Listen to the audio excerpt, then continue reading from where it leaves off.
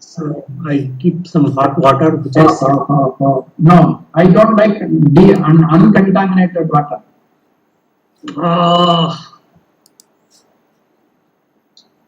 It's too early for that. Okay, I think dear Vice Chancellor has come, so.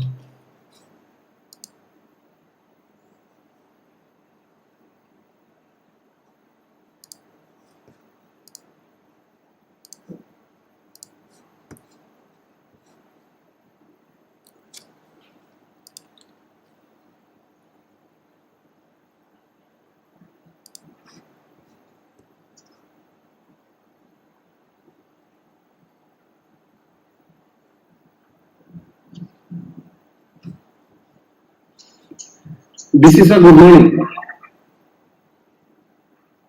Sir, please. Good morning. Good morning, Vice Chancellor. Good morning.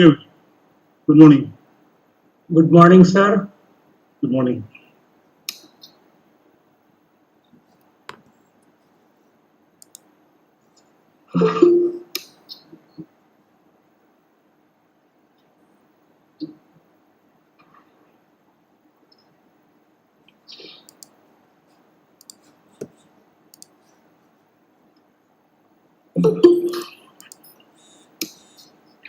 The event is being streamed live in YouTube.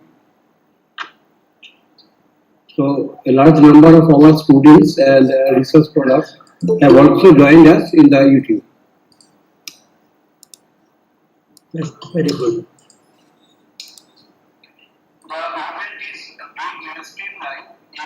Professor Bharat ji, probably we can start now. Okay, okay. Because our guest has already joined. Okay. Okay. So just.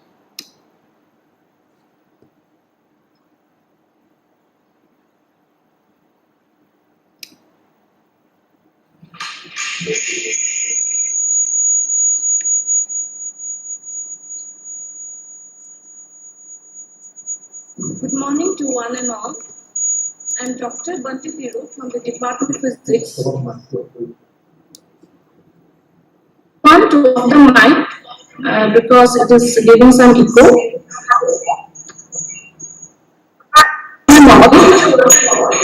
I am Dr. Dpt from the Department of Physics, Guwahati University, and on behalf of the department, it's my pleasure to announce the webinar titled Challenges of Science, Education and Research During the Pandemic, the 16th of October 2020, organized by the department. We are indeed honored to have with us today the Honorable Vice Chancellor of Guwahati University, Professor P.J. Handy, distinguished scientist, Professor V.S. Ramamurthy Padma Bhushan, former Director of NIAS Bangalore and former Secretary DST New Delhi, and Professor D.K. Srivastava, former Director VECC Kolkata and Hobi Bhabha Chair, Professor NIAS Bangalore. We have with us today a host of faculty members from this university and outside, from different colleges, research scholars, students, and interested persons from the nation for discussing on a very interesting topic that has penetrated the life of every person on this planet Earth.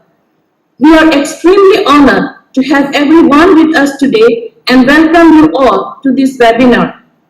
The COVID-19 pandemic has spared no countries and affected our personal lives, the workplace, and there is no areas untouched. This has not spared the science education and research too. So let us open this day to this very important topic on the challenges that the world faces in these areas in this new normal. Because discussion of the challenges will make us better equipped to beat the pandemic in these areas also.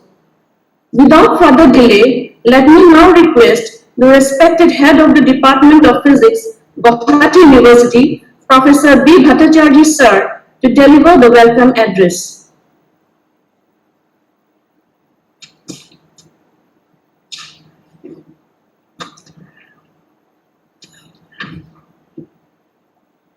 Honorable Vice Chancellor of Guwahati University, respected Professor Pratap Henrik, respected Professor B.S. Ramamurthy, Padma Bhushan, former Director, National Institute of Advanced Studies, Bangalore, and former Secretary, Department of Science and Technology, Government of India.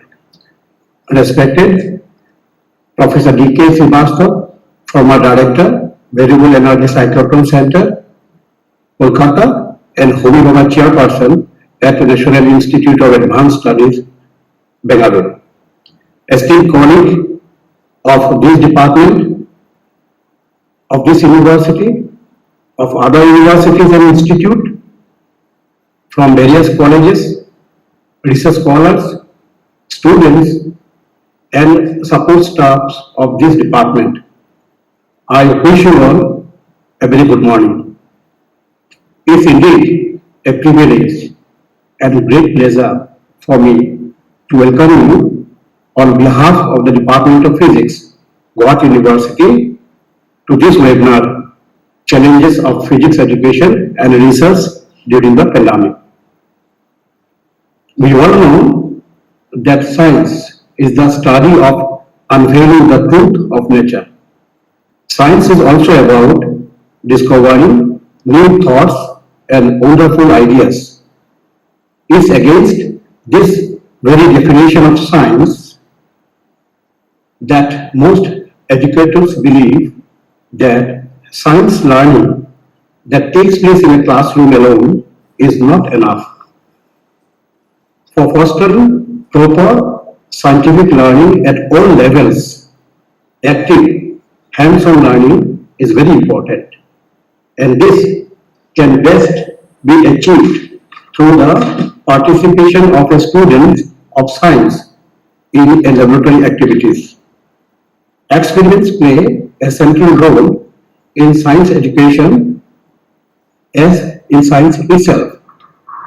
Scientific laboratory experiments promote development of scientific virtues such as driving conclusions on the basis of observation and critical analysis of the gathered data, etc. Thus, any scientific activity, particularly at the undergraduation and post-graduation level, without proper experimentation is perhaps incomplete. These days, higher education, on the other hand, faces a wide range of challenges, particularly because of the introduction of new managerialism and its audit culture. An undergraduate student is now familiar with the terms like IQAC, NAC, NIRF, etc. The nature and the purposes of higher education are being redefined, and the role of research in the universities is re-evaluated. Research is considered to be a prominent factor not only in higher education but also in determining the economic course of a country. It is believed that the benefits of research work directly translate to the quality of teaching and learning in the classroom. Both these important components of higher education, that is laboratory practice and research, have grossly been affected all across the globe by the prevailing situation arising out of COVID-19 pandemic. Educators and policymakers are at a loss and almost clueless about any possible imminent solution, primarily about the experimental aspect of science education and research. As the incumbent head of my department, I was also totally preoccupied with this thought and worried about the deserted look of our laboratories. Physics education without laboratory activities is certainly incomplete and undesirable too. A few days back, when we started our odd semester classes, we were left with two options about our practical classes. Either to do something or to do nothing and wait for the situation to become normal, if at all. With the fullest cooperation from my departmental colleagues, we decided to give visual demonstration, both live and recorded, of the experiments that our students are supposed to carry out during this semester. Provide them data so that they can analyze this data to derive at the desired result of the experiment. However, at the same time, we are aware that this is perhaps not enough and not necessarily the best possible approach to the current impasses. And it is just because of this we have organized this particular event and invited two very distinguished scientists, educationists, and policymakers of our country to understand the complexity of the issue better and find a possible solution of the problem. I understand that the teachers, scientists, researchers, and students of various institutes from all across the country, particularly from the northeastern part of India, are attending this webinar. And I'm sure that all of us will be immensely benefited from the deliberation of this webinar. I'm looking forward for a very useful session ahead. Thanks to everyone for your gracious presence. Thank you.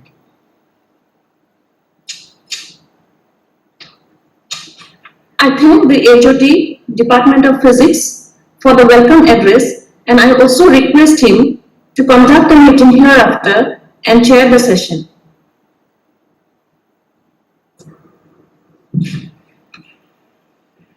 We are really happy that Honorable Vice Chancellor of this university is with us.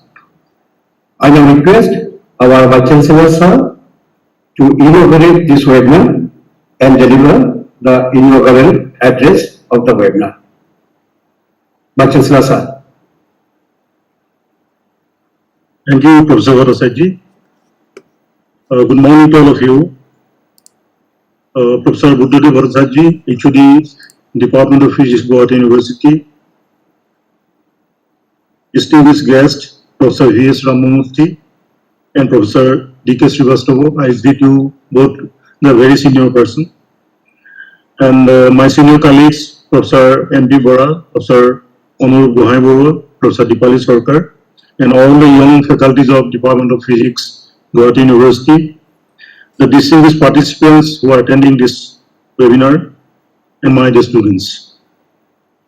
I welcome you all to this webinar on the topic Challenges of Science Education and Research During Pandemic.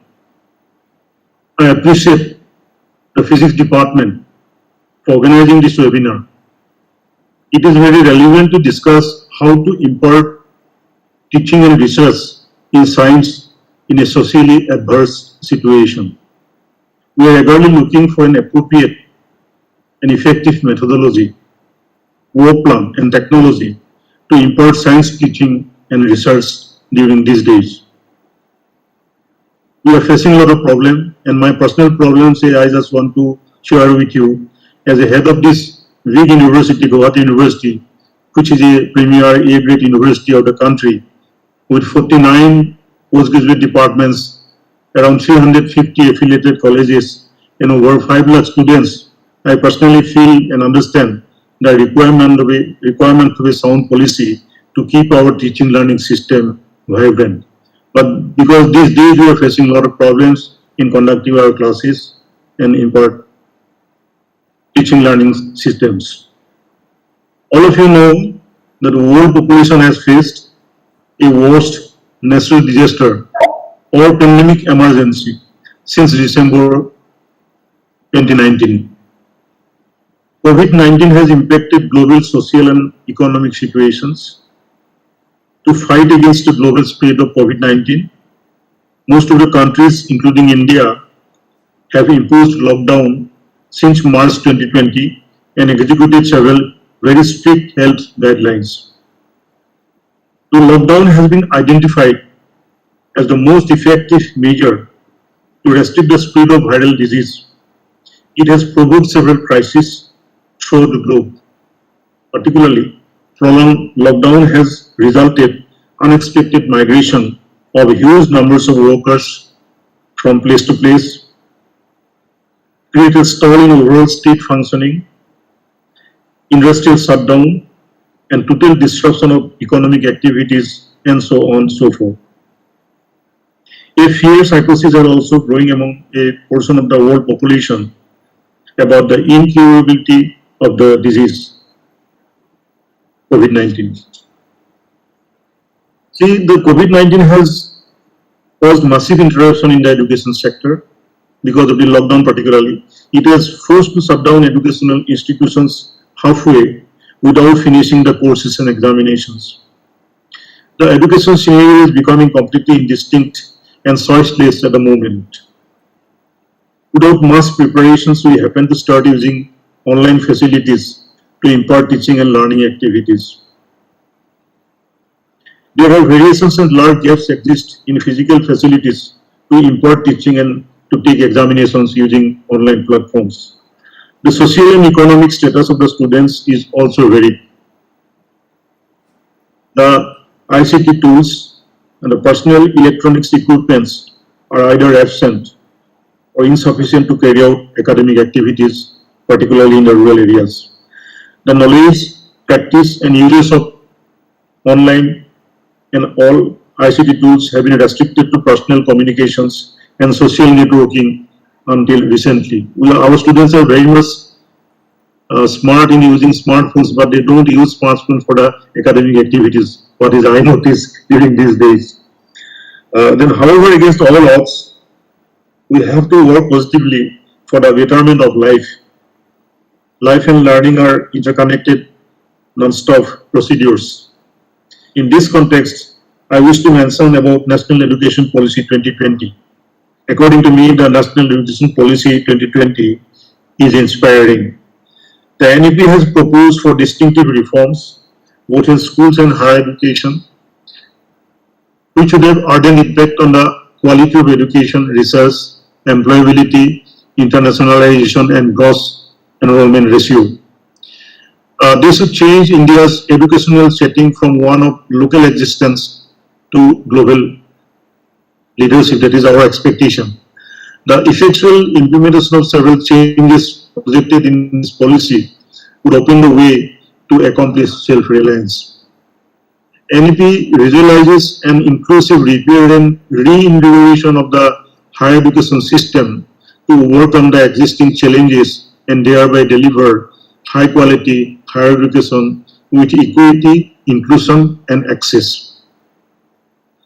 The higher education institutes should work effectively for the implementation of the NEP. The process is already started, and we are also taking part in various steps for the implementation of the National Education Policy 2020. See, the COVID-19 has brought a stall in overall functioning of the human society. But I, as a student of molecular genetics and biotechnology, this is my personal perception, I believe and understand that a viral disease cannot sustain for long. There will be proper treatment procedures and medicines. That is our expectation again, because the process is still going on. Till today, no medicine is developed properly. Moreover, living with microbe is a part of life for all living beings. In times, organisms acquire some amount of immunity against viral infection. Nevertheless, we cannot rule out the possibility of COVID-19 like situations in future too.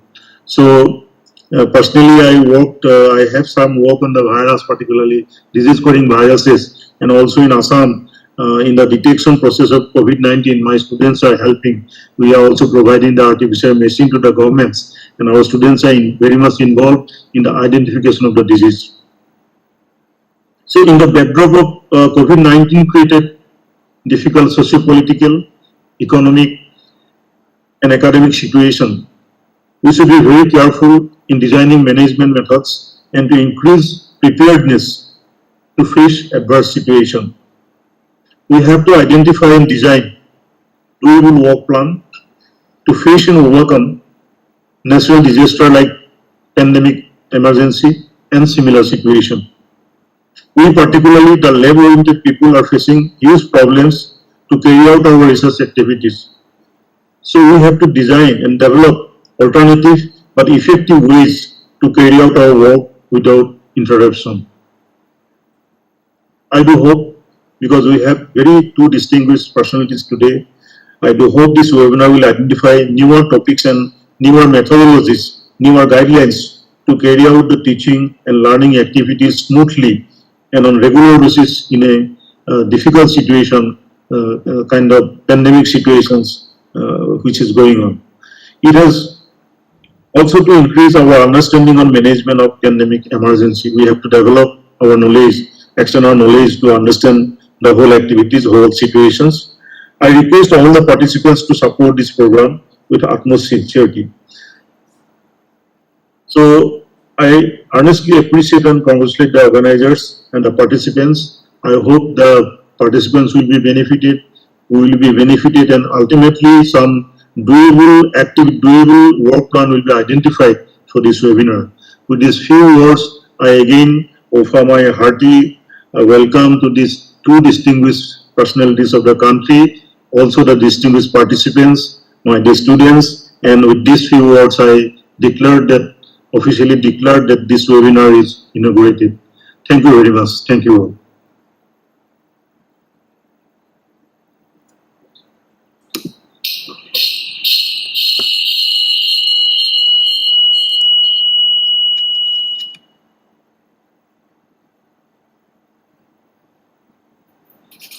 Thank you, Honorable Vice Chancellor, sir, for your for inaugurating the webinar and also for your inaugural address.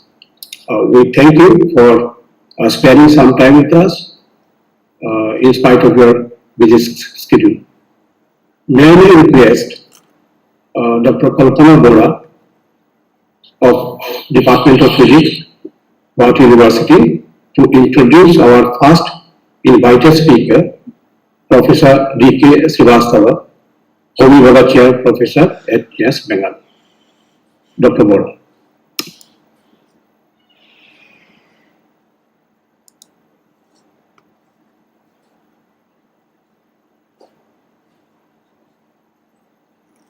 Microphone of হয়েছে মেমোর microphone of হয়েছে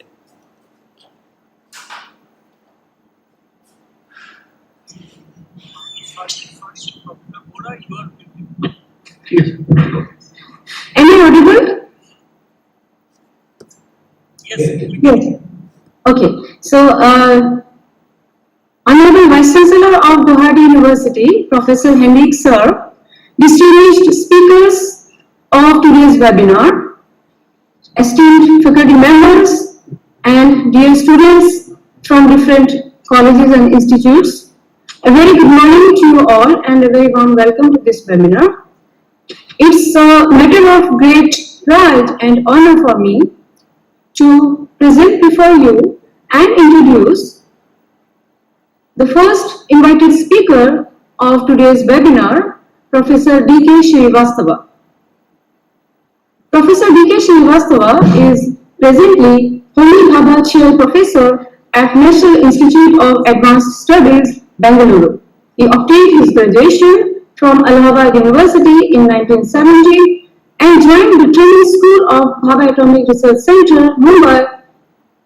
He started working at the Variable Energy Project of BART, the Bhabha Atomic Research Center, in 1971 and retired as Director and Distinguished Scientist at VECC, the Variable Energy Cyclotron Center, Kolkata, in the year 2016. Later, he continued there as D.A. Rajaramana Fellow until the year 2019. He is a Fellow of National Academy of Sciences, India and the Indian National Science Academy. He was also conferred the Honorary Professorship of Cyclotron Amity University in the year 2019.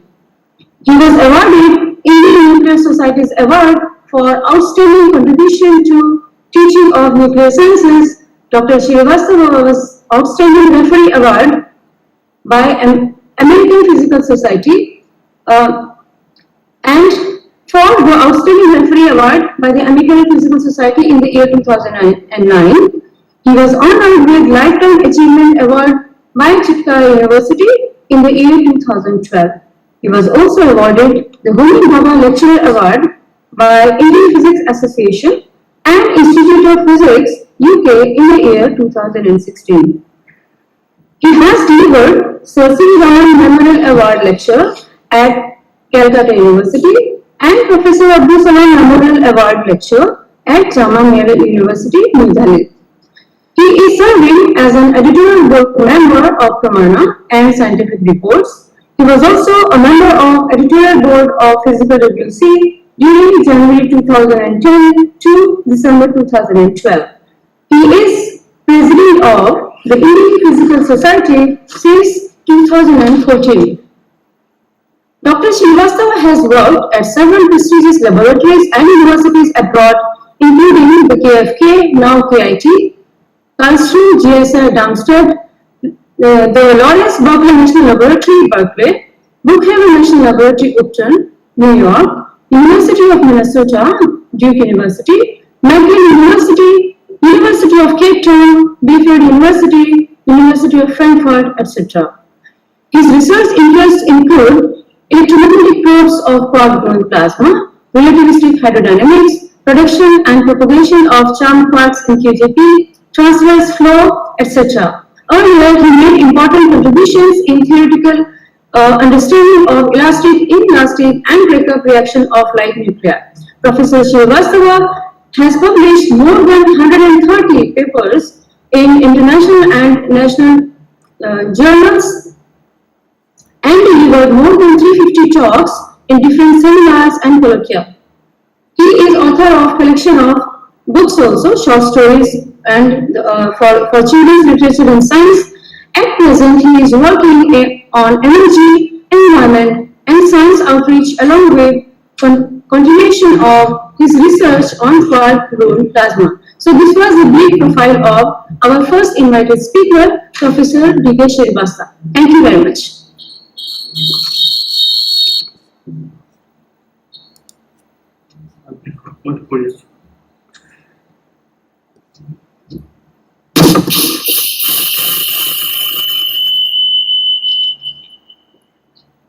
May I now request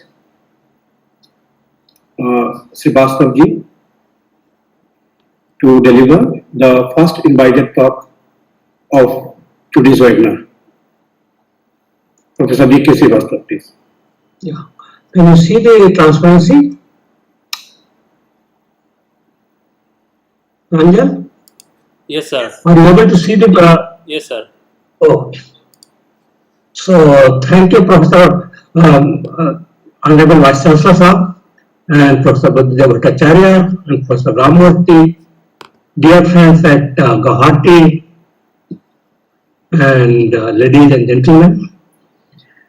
Professor Bhattacharya and Honorable Vice Chancellor have actually covered the entire lecture. Can you hear me? Can you hear me? Yeah. Professor Bhattacharya and Honorable Vice Chancellor have already covered almost the entire subject which the two of us were thinking of talking. So, but let us see how we can proceed with this. Okay, and thank you once again for inviting us for this seminar where we could share our views. Okay, so there is no aspect of human life today that has remained untouched by technologies in some form or another. Communication, transport, agriculture, healthcare, and even entertainment. We can communicate from anyone to anyone, anywhere, at any time. Now, almost the entire world has either personal transport or access to public transport. let's not underestimate it, it was not always available. The information, processed information on anything to anyone at any time is available. The healthcare is also decided by technology now. We have variety of drugs, vaccines, diagnostic tools, and even treatments. And of course, the well-known entertainment. Yeah. The technologies themselves are also fast changing and they are sometimes disruptive. The transport, for example, is now developing into autonomous driverless vehicles, drones, which are unmanned vehicles, aerial vehicles, space travel. All this is becoming possible. The healthcare has now progressed to genomics, as the Honorable Vice Chancellor was mentioning, personal medicine and telemedicine. Manufacturing has developed robotics and most importantly 3D manufacturing, which can make any complicated structure. Our educational systems have to prepare our students for a world which is driven by several fast changing technologies and encourage them to think critically about how the technological changes can help address economic, environmental, or societal challenges. Now, the COVID pandemic has more than demonstrated that we live in a global village. It is not my problem. It is not your problem. It is our problem. We all have to face it. And we need to compete while collaborating or collaborate while competing. Professor Ramamurthy calls it co-opetition. Yeah?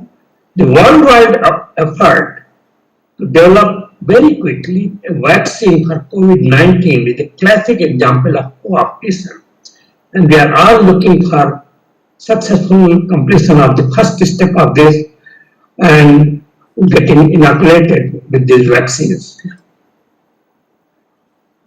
As has been repeatedly pointed out, there has been tectonic shift in our life. We are not going out of our houses unless it is essential. When we do go out, we are putting on a mask and observing physical and social distancing. Vacations and social interactions are at all-time low.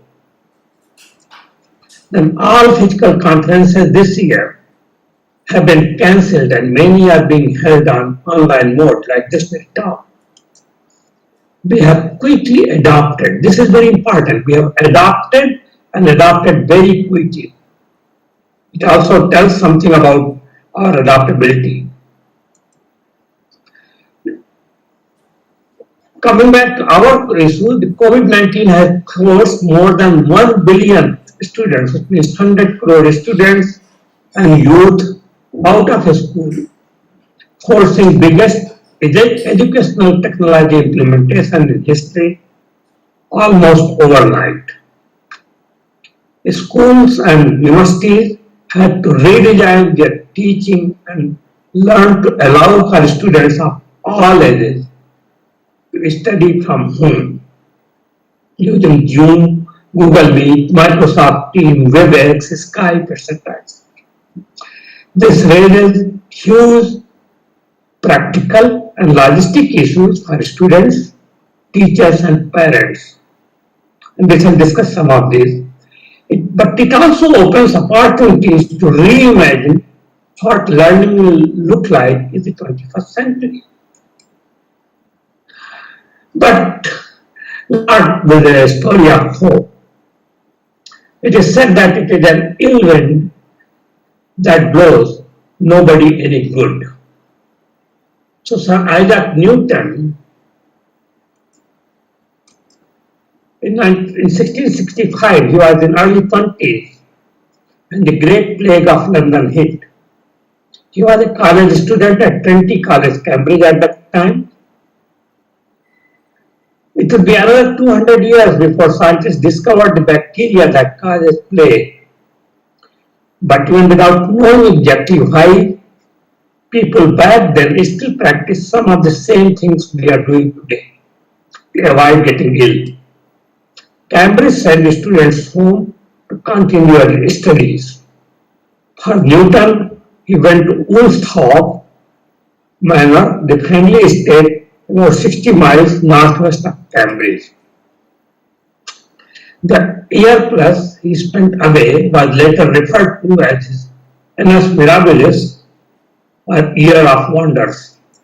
During this time, he established three laws of motion, he discovered universal gravity, he discovered preliminary steps to calculus, he designed a reflecting telescope, he decomposed light into its spectrum, etc., etc. This is a picture of, this is a statue of Isaac Newton at Ayuka, Pune, and this apple tree is a descendant of that apple tree under which Newton was supposed to be sitting when he discovered this formula. But most importantly, this formula is still going on, and this work is still giving us valuable insight. If you look at the velocity distribution of solar system, all the planets around the sun are decided by this m square by r at g m by r square, and these are the velocities plotted against the radius or the radius of the orbits. You can see that this is beautifully described in this. Now, deviation from this trend for stars going around in galaxies, one expected that they would also show same kind of variation, because in the center you can have most of the mass, and the stars outside will be like the planets away from the sun. But instead we saw this kind of behavior where the velocity keeps going up and up as we go away from the center. And this gave rise to the concept of dark matter, which we are still trying to figure out what it is. It is Newton's reflecting telescope, Newton finding out that the light is made up of 7 colors. And now let us come back to our, so let us not think that this pandemic or this social isolation or lockdown will not do any good. It will definitely do some good, and we are going towards it. Perhaps we shall see some nice things coming out. Our history has evolved with industrial revolutions. The first industrial revolution, which took place in 1800s, started in 1800s, introduced mechanization, and most importantly, it introduced steam engine, because of which the production started increasing. And then the second industrial revolution took place around beginning of 20th century. It introduced mass production, electricity, and internal combustion engine, which gave transport and everything. And then we had the third industrial revolution starting by mid-20th century, which brought electronics, information, and computer technology, which revolutionized the world. And now we are living through the fourth industrial revolution, which is brought about by a combination of cyber, physical, and biological systems, and extensive use of artificial intelligence. So days to come, years to come, are going to be controlled by these things: cyber, physical, and biological systems, and artificial intelligence. Yeah. Now let us see what are the skills necessary for 21st century. The foundational skills will be literacy, numeracy, people should be able to do mathematics, scientific literacy, internet, computer technology literacy. They should be able to understand how finances work, and they should have cultural and civic literacy, because now we are living in a global village, so we have to be sensitive to each other's sensibilities. Our people in 21st century will need competence, variety of competence. Most importantly, they will have to have critical thinking and problem solving capability. They have to be creative. They have to be able to communicate effectively and clearly. And they have to learn to collaborate across the world. If you look at any industry today, look at a car. In the making of a car, even if it is being made in India, it may be getting components from all over the world. So international collaboration is something which is already a way of life, and our students have learned competence in this. They have to have a character development, of curiosity, of being initiatives. They have to learn persistency and grit, determination. Karna hai, we have to do it. They have to be adaptable. They have to have a leadership quality. And they have to have social and cultural awareness. Now, in order to do all these things, this kind of learning pyramid is often discussed. That students learn only 5% from a lecture, or about 10% from reading, or about 20% from audio visuals, about 30% from demonstration, around 50% from discussion group, about 75% of practice by doing, and 90% by teaching others. However, this is too simplistic, and more detailed research has completely debunked this theorem.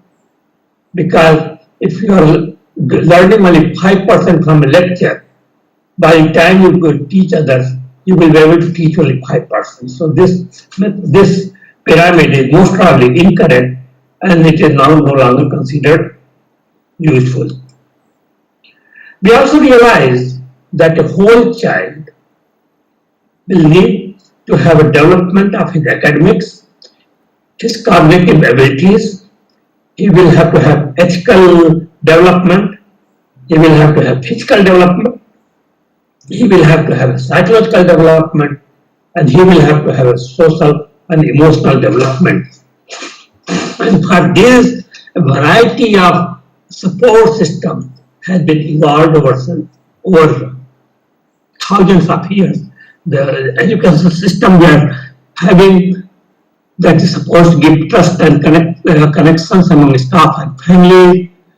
The student structures are provided for effective caring. Multi-tiered systems of support are available. Student-centered instructions are available.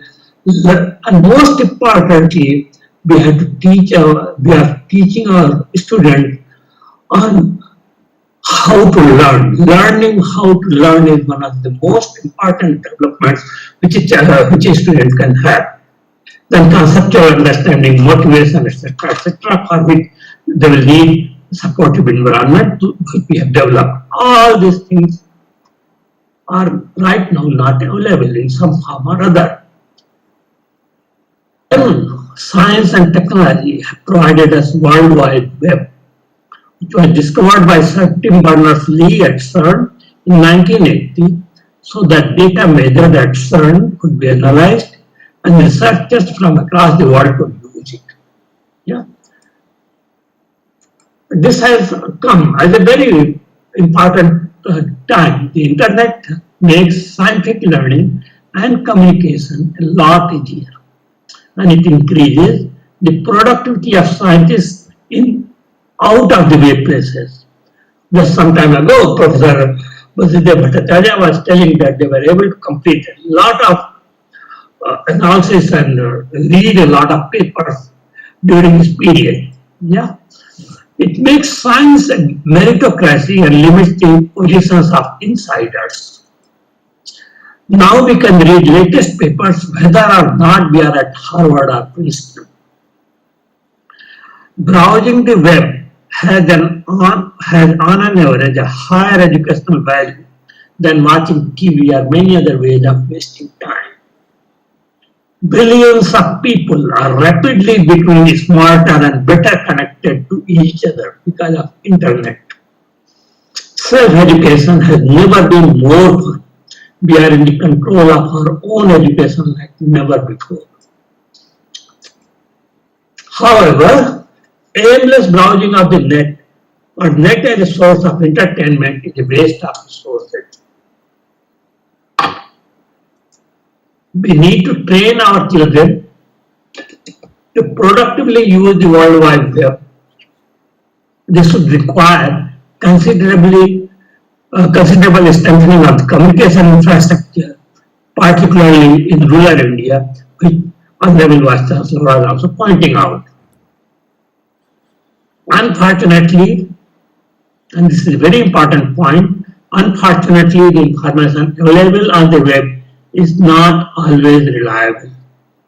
This definitely applies to social sciences and history, but also sometimes to sciences. And peer-reviewed information is often behind paywalls. You have to pay to be able to access. And we all know that a standard of peer review is not always maintained, and these articles are of course always written in drawing manner, so unless reading it is not always a pleasure. Still, we need to train our students to be able to detect logical inconsistencies as well as implement some scheme to detect them, to direct them, and to facilitate for them the availability of peer-reviewed information. This is important. How do we do it? I have no idea. And then we come to next point, the digital divide. It is always said that we have two countries, India and Bharat.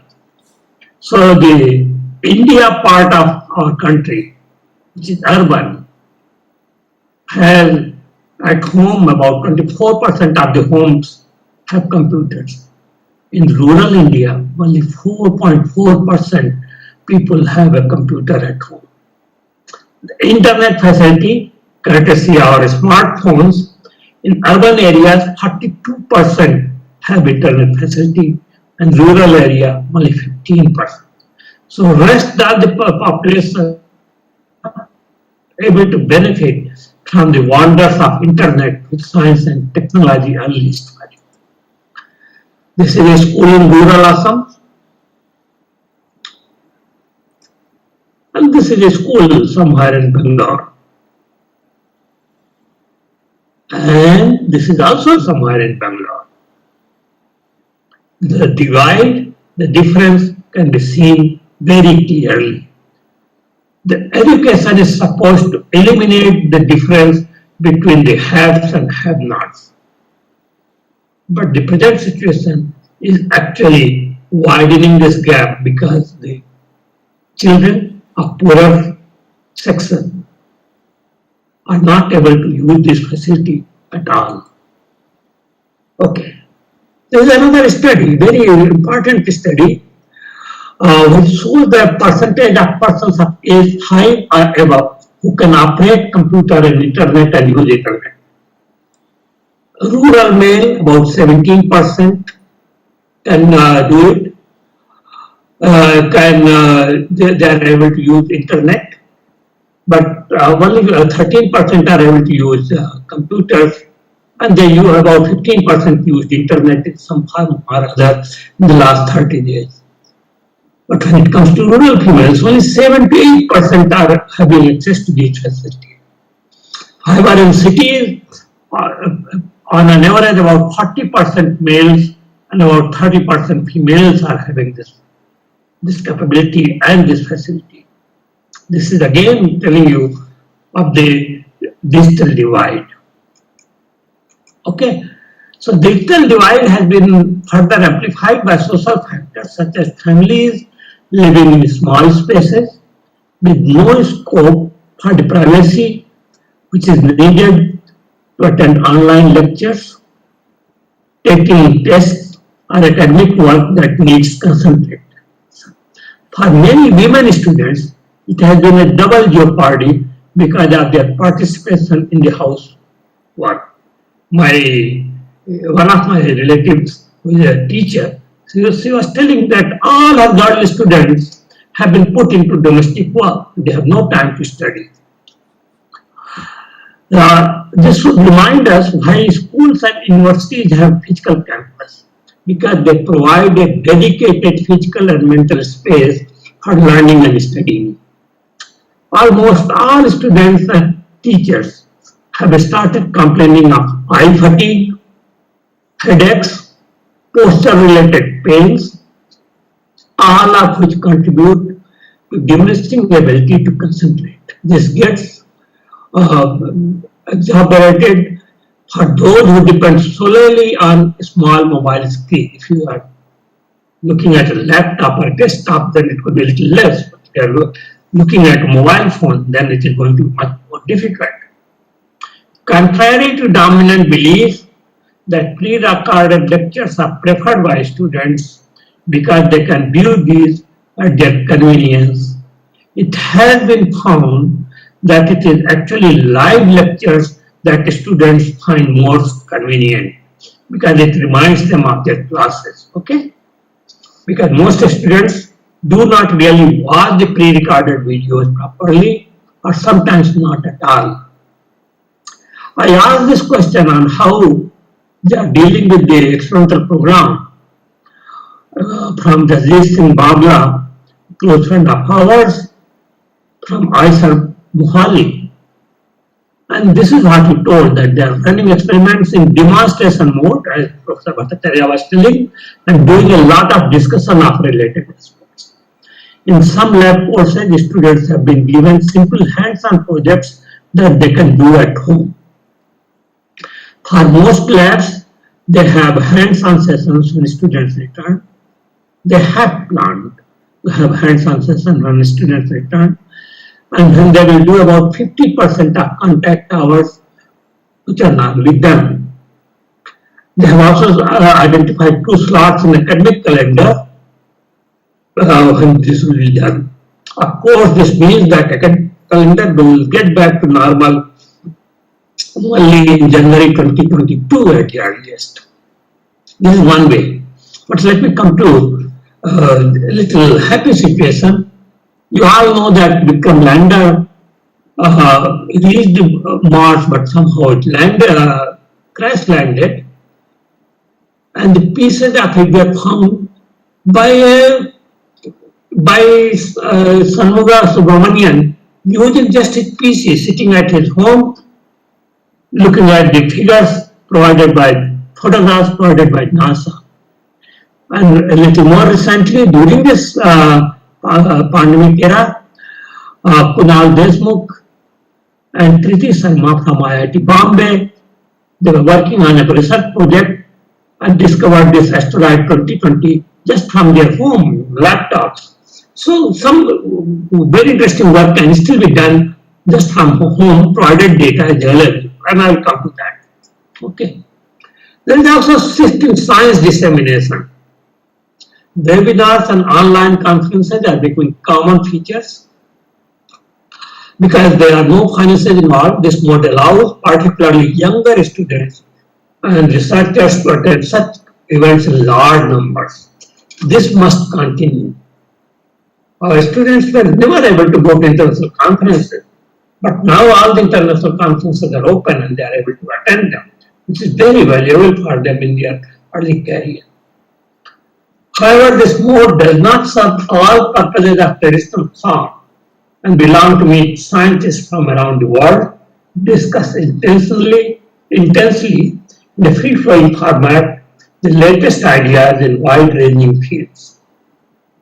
However, this new format certainly takes communicating science research to a level that is difficult to match with the conventional form. It would have been fun right now visiting Guwahati in this very nice weather and enjoying the hospitality, the famous hospitality of Guwahati University. They are missing that, but at least they are able to continue our discussion. And this has been going on in high energy physics, something which I know for sure, So way back in June 2011, we inaugurated Alice Center at BCC, which had a tier 2 and tier 3 computing facility with direct connection to CERN, and it replicated Alice control room. So the students could be trained right here in Calcutta. The center also had workstations for detector control system and data visual monitoring, and two LED televisions with wireless internet. And this went on to provide a very valuable platform for students for having the regular training, regular Alice coordination meetings, and they were able to present their talks sitting there in Calcutta.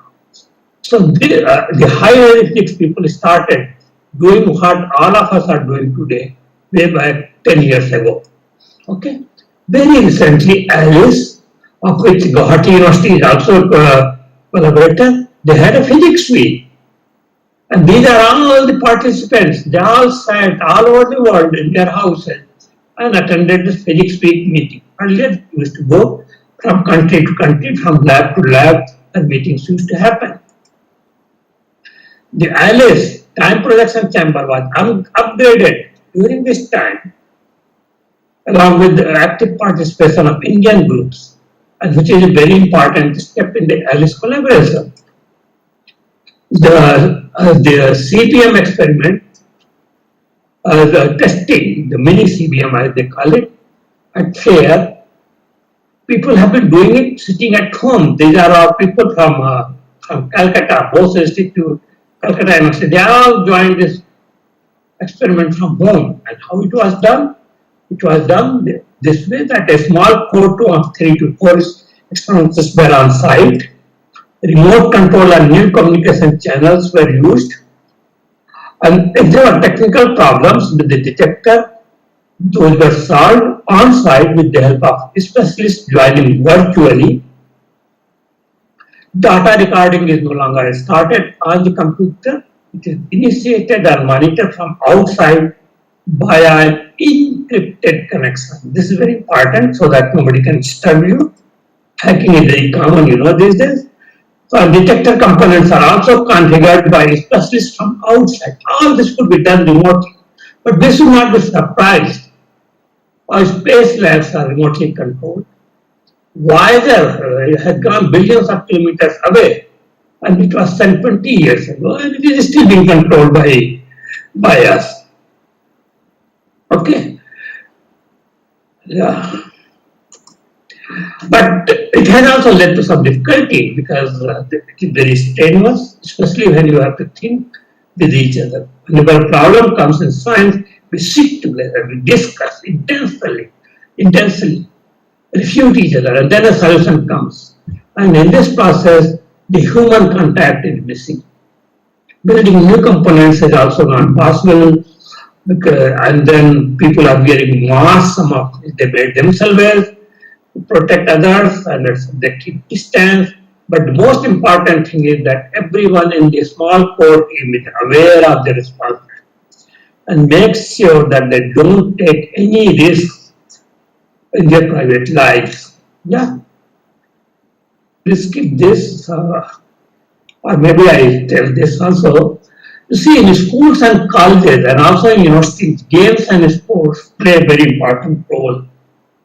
Because the physical education curriculum that younger children and also older children follow in schools and universities and colleges, it guides their learning of movement skills. For example, bowling action. It requires a specific way of moving your limbs, agility, balance, and coordination, as well as it develops life skills like resilience, empathy, camaraderie, and leadership qualities. In addition, people also learn the importance of developing good, healthy behavior like sleep, nutrition, hydration, physical activity, etc.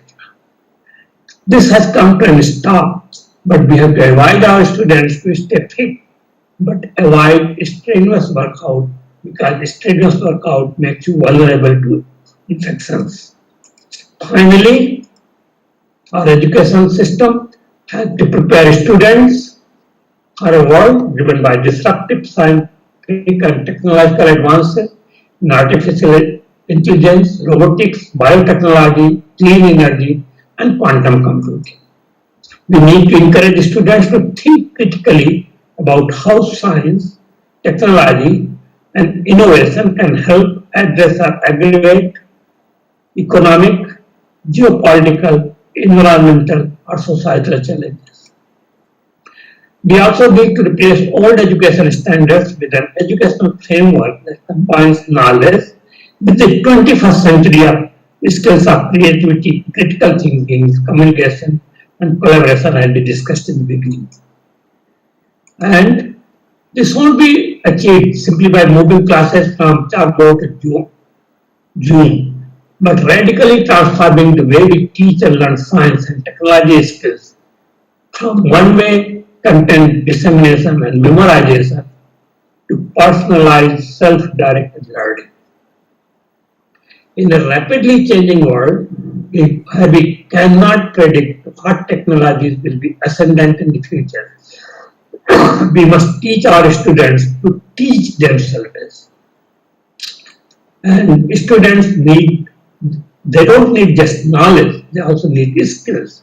They need attitudes, they need values to thrive in and shape their own future for a more empowered global system. This has never been more evident than in the current pandemic. And social injustice, inequity, and digital divide, about which Professor Vice Chancellor, Honorable Vice Chancellor talked, has been exacerbated during the pandemic and need targeted measures to be addressed adequately. The students from privileged backgrounds and cities can find their way around past classes to some extent, somehow or other, but not those from disadvantaged background and villages. Let us not forget that students go to universities to meet great people, have inspiring discussions with faculty, to collaborate with brilliant researchers in the laboratory, and experience the vibrant intellectual and social life of the campus. Our teachers have risen to the occasion. This is a teacher finding out a way to teach students in Jharkhand, maintaining social distance. And finally, I will wish to congratulate and salute all the teachers for continuing to evolve the strategies, challenge, at the cost of serious stress for themselves. Thank you.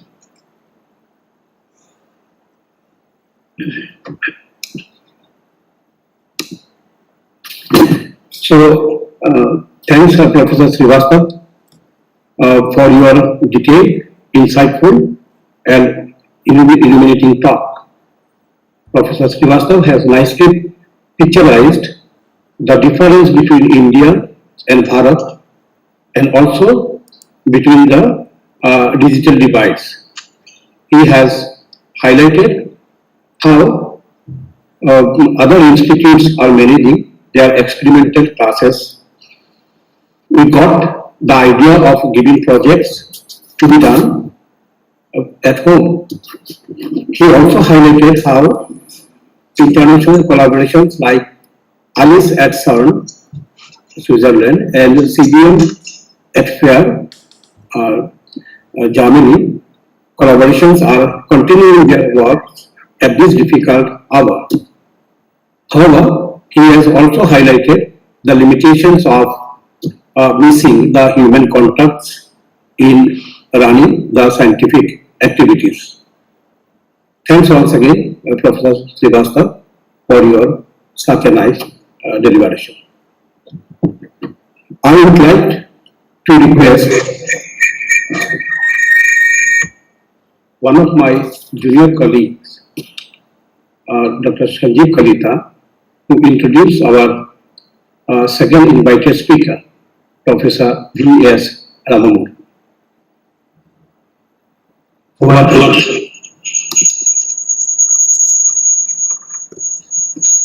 Respected Chairperson,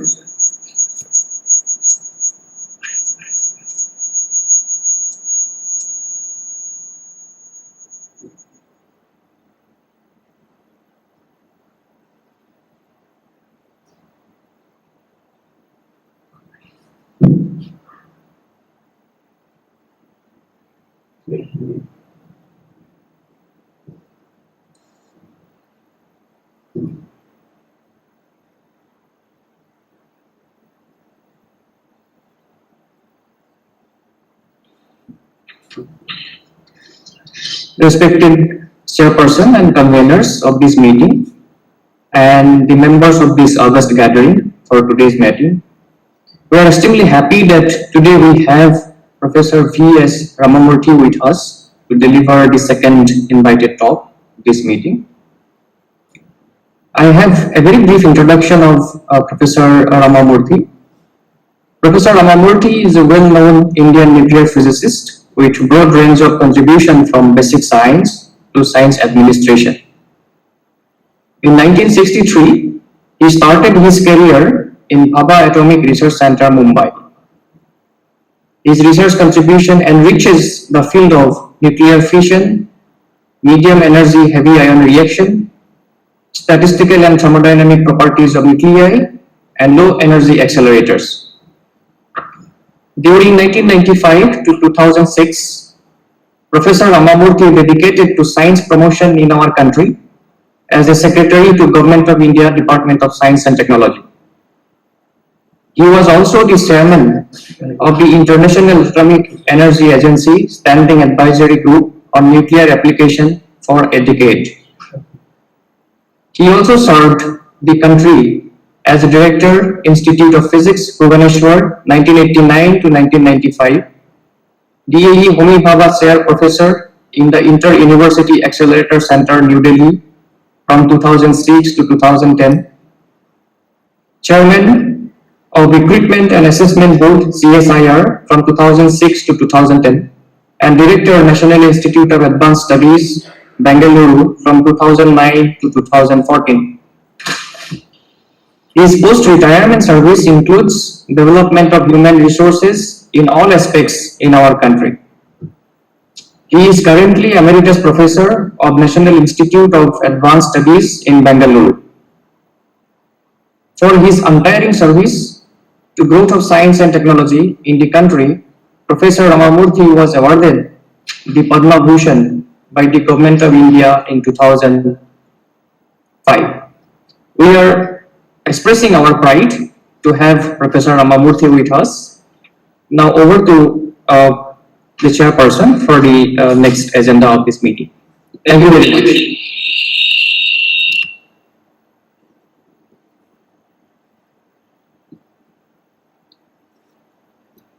Today I will request Professor P.S. Ramamurthy to deliver the second invited talk of this webinar. Professor Ramamurthy, please.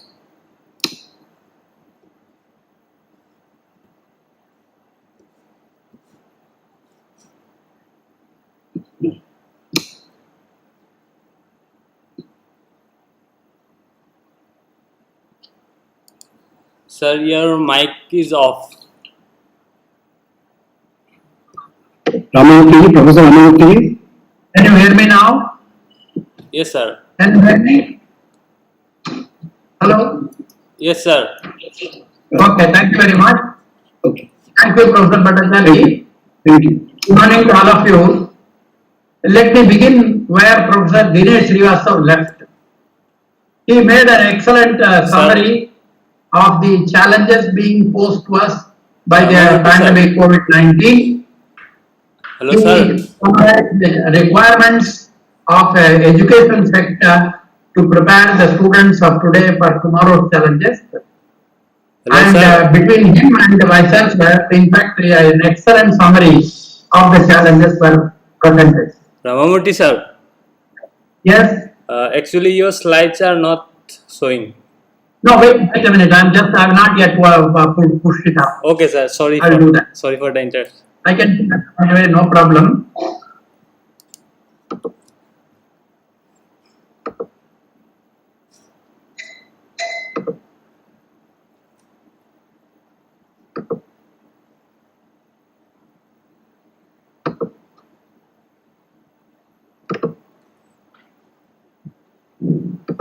Can you see it now? Yes, sir. Yeah. When we were discussing the structure of this presentations, I was having a problem because I said you are not covering enough of the experimental challenges of experimental sciences. Dpt Srivastava, being a theoretician, he said, no, I have already given everything about experimental sciences, including the Alice experiment at the highest level. I said, no, I have a problem, let me tell you.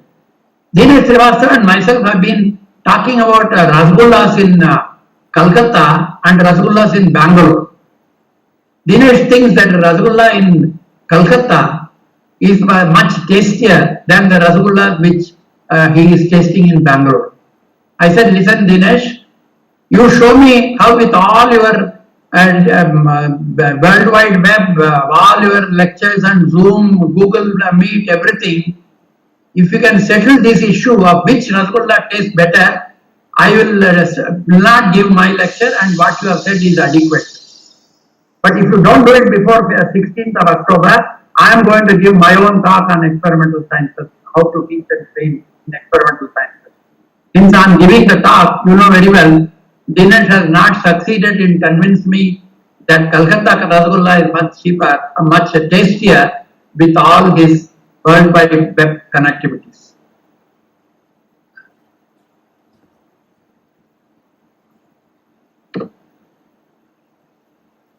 My concept, my specific emphasis is on hands-on experience in schools and college education. What is not given by the web and lectures on the web.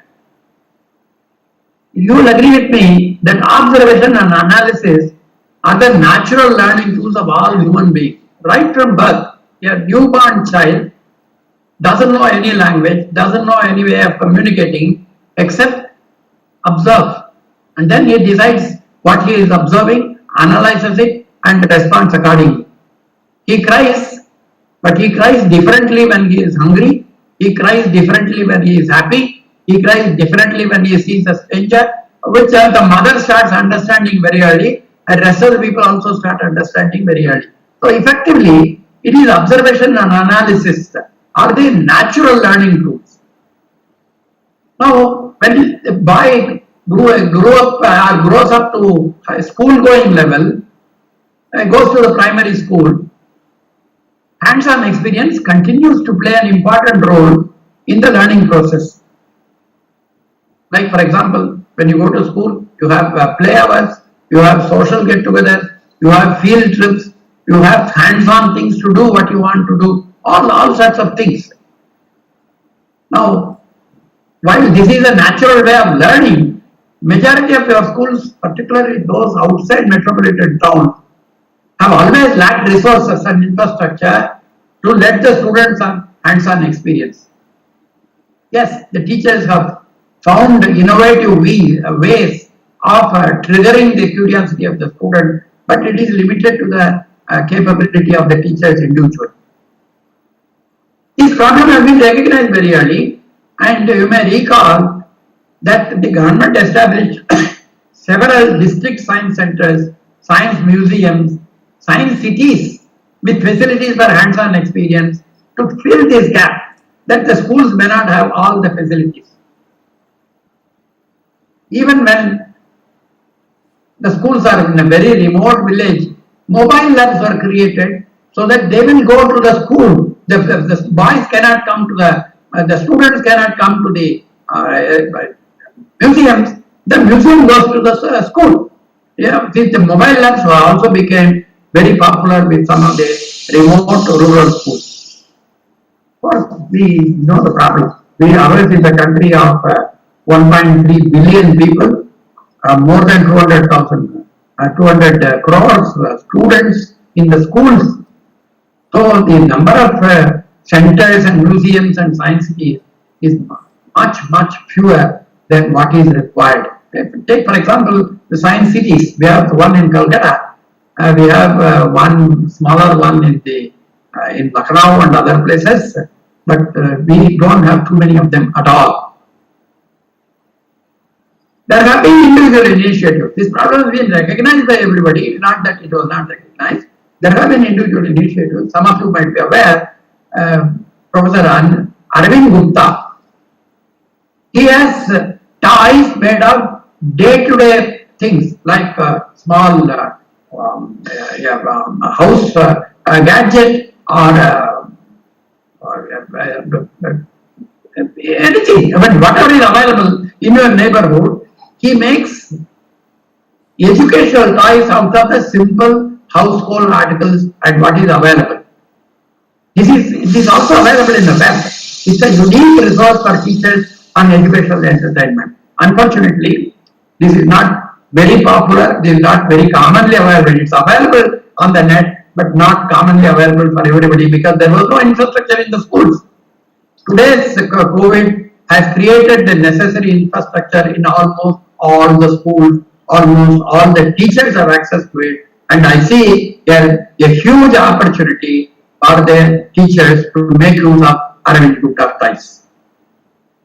There have been efforts by people like late Professor Babulal Sharaf, Jaipur, late Professor V.G. Bide in Pune, and Professor L.C. Verma in IIT Kanpur, many other people who also address the same problem. Can I make a laboratory which doesn't depend on sophisticated equipment and costly equipment, but which can be tailored with only household articles, things which are available easily.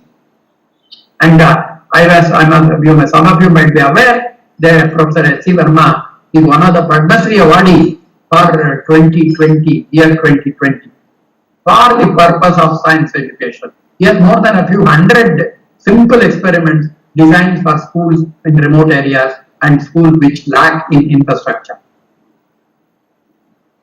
Of course, as was pointed out by Dr. Srivastav, the COVID pandemic has put a stop to all forms of hands-on experience. Since the schools are closed, it's very difficult to have hands-on experience the way in which we would like to have it. Yes, there have been small and separate disjoint experiences and efforts, but not adequate. But this is not going to be there forever. Maybe 6 months from now, 1 year from now, when life returns back to normal of the pandemic, hands-on experience will have to come back. We cannot go back onto the computer alone. We will not fall back on the traditional methods of hands-on experience for the students.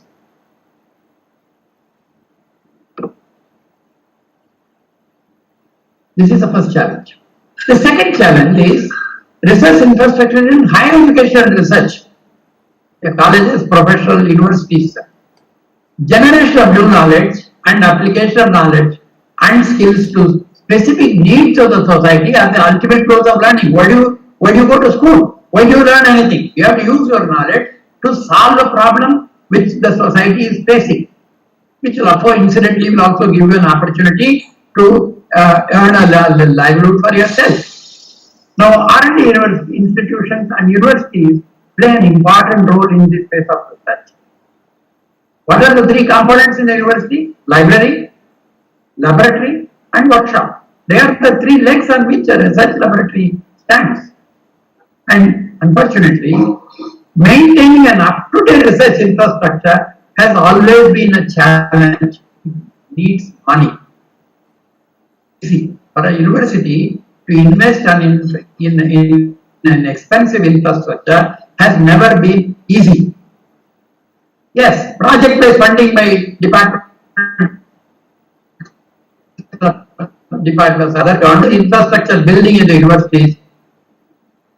Users in a university, say which has a few lakh students and maybe 2 tens of thousands of lecturers, how many people can do research which will attract funding from ministries? So this problem has always been there. This was also recognized early. The government had set up, for example, regional sophisticated instrument centers. The instrument center, a costly investment is purchased and put it in a regional instrumentation center and accessible to large number of people. This had a good impact on the faculty in the universities and other institutions. But number one, it was of course too few in number. More importantly, an instrument goes to obsolete. In 5 years, the instrument is no longer in the cutting edge. You have to change. You need more investments. So we have a shortage of investments in these institutions, and this sophisticated instrument center has not grown in number as much as it should have done if it has to cater to all the institutions across the country. The second initiative which we have seen are the inter-university centers. The inter-university center for astronomy and astrophysics, the inter-university center and accelerator technology, the UGC DAE consortium for using Department of Atomic Energy facilities. These three are initiatives of the University Grants Commission. But for a country of 200,000 students, 3 centers will be adequate? Certainly not. For example, the recent LEGO experiment, the number of university faculty and students have participated in some form or other thanks to IUCA. Similarly, the Inter-University Accelerator Center and accelerators had introduced high technology for many of the university students. The UGC DAE consortium opened up DAE facilities for the university students and teachers. Yes, it is well recognized that these institutions have served their purpose, but 3 is just too small for a country of our size. We have suggested to the government we must increase the number of such inter-university centers, but we are still yet to see the government decision on this. Dr. Srinivasav mentioned about international collaborations in science and technology, in basic science research, in CERN, FAIR, the large telescopes. All these are recent initiatives. They all started, people have been participating at individual levels much earlier, but formal country participation in such facilities is something which started only in the last 2 decades or 3 decades. We have migrated also into technology development, the thermonuclear experiment, international experiment, in which India is a major partner. We just don't participate alone, but we also invest on those. A few thousand crores are being invested in these things, and this opens up new opportunities for our education institutions and the research institutions. I would say we have a large opportunity there, but we have not made full use of it. The pandemic has also said that this is a basic sciences and technology is not alone. We need to also have satisfy global needs like vaccine development. This is not one institution's responsibility. It is not one country's responsibility. It is a requirement of the globe, all countries. Renewable energy, as Dinesh Srivastava will tell you that our climate change problem is going to be addressed only by adopting more and more renewable technologies. But these technologies, research relating to these technologies is not one country's responsibility. It is a global required. Unfortunately, we do have some initial things like Global Vaccine Alliance, but we still have a long way to go in such collaborations at the international level. I want to bring to your notice a new initiative by the Government of India, the iSTEM network. This is something which I think is extremely important for universities like Guwahati and almost all universities in the country.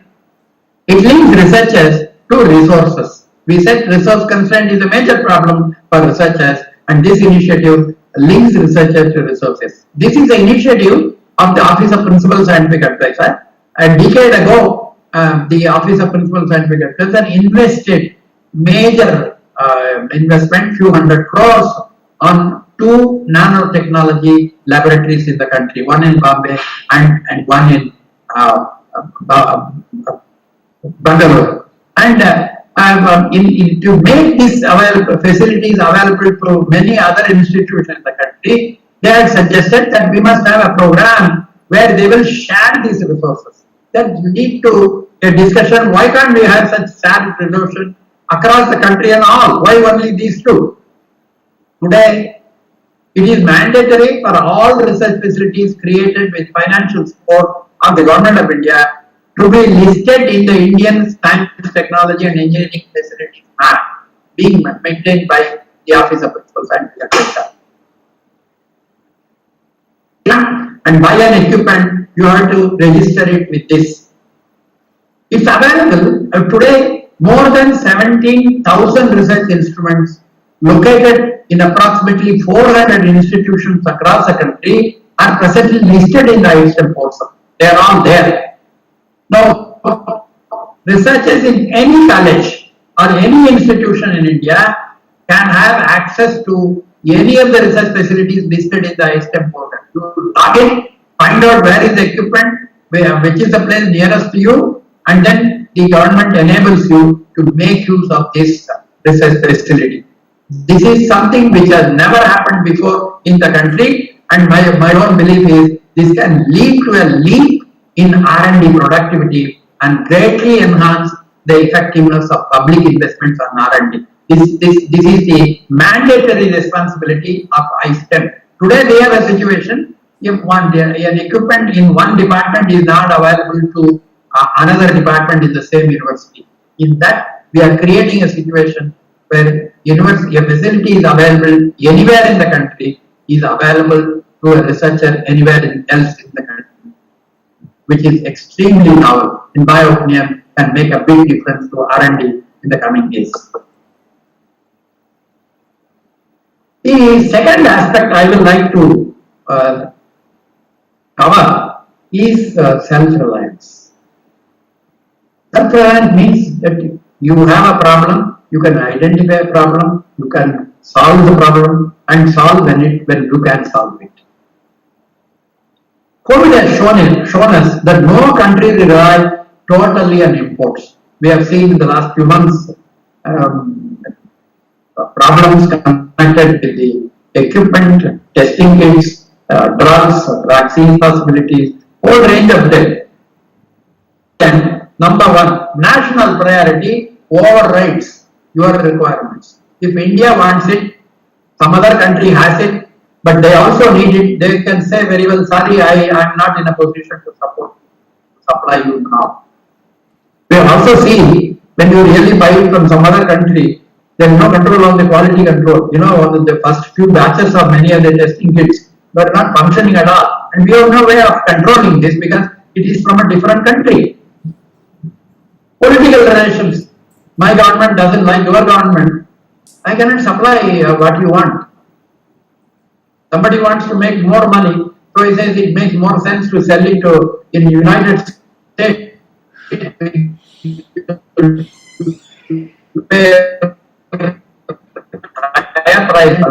So business strategy is to the public.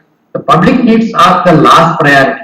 This is a lesson which we have learned from COVID. All of us have learned these lessons. Every country has learned these lessons, including India.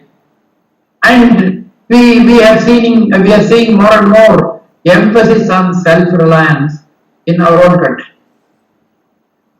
But self-reliance is not new to India. Is it new something for us? We were not aware of self-reliance in the past. That's not true. You may recall that India was under global technology denial regime for nearly 4 decades following 1974 peaceful nuclear experiment in Pokhran. No, we were denied. First they said we will not give you nuclear technology. Then they said no, we will not give you any high technology. Then they said we will not give you any technology. Then they said no, we will not give you even technological products. Like for example, when we wanted a small PC, you have problems. Only up to that level you will get, not beyond. It has nothing to do with nuclear, but still there was a denial on it. So the technology denial regime was covering all aspects of technology and all segments for 40 years. Did India collapse? No, not at all. Our nuclear and space programs, which were almost in its infancy in the 70s, almost became self-sufficient by the time 2000. Both the nuclear and space technologies. It did collapse. Yes, maybe it is slowed down a little, but definitely did not collapse because somebody else was not giving technology or instruments or knowledge. In the 50s and 60s, when we were just fresh from the, when we became independent, we were a country of food shortages, acute food shortages. People used to joke that you live in a ship-to-mouth existence. You import material like wheat and it directly goes into the market. And somebody even predicted they can never produce enough food, and the prediction was that you will have a large number of deaths from food shortages. Is it the situation today? No. We are self-sufficient in food. Yes, food is not available probably everywhere to everyone because of purchasing power differences, but certainly we are not short of food. We export food sometimes. We are a major producer of fruits, vegetables, milk today. We were not so 20 years, 30 years before, but today, yes, we are. Yes, we still have 20 to 30% wastage of fruits and vegetables and milk because our post-processing is not good, but we produce a lot. We emerged as a net exporter of bulk drugs. You know, in the 50s and 60s, we were buying everything from outside. Even simple drugs like aspirin, we have to get it from outside. Many countries like Sri Lanka, even today, get it from outside. But today, we are a net exporter of bulk drugs. Take the case, we might not have forgotten the hydrochloroquine, and it's an anti-malarial drug.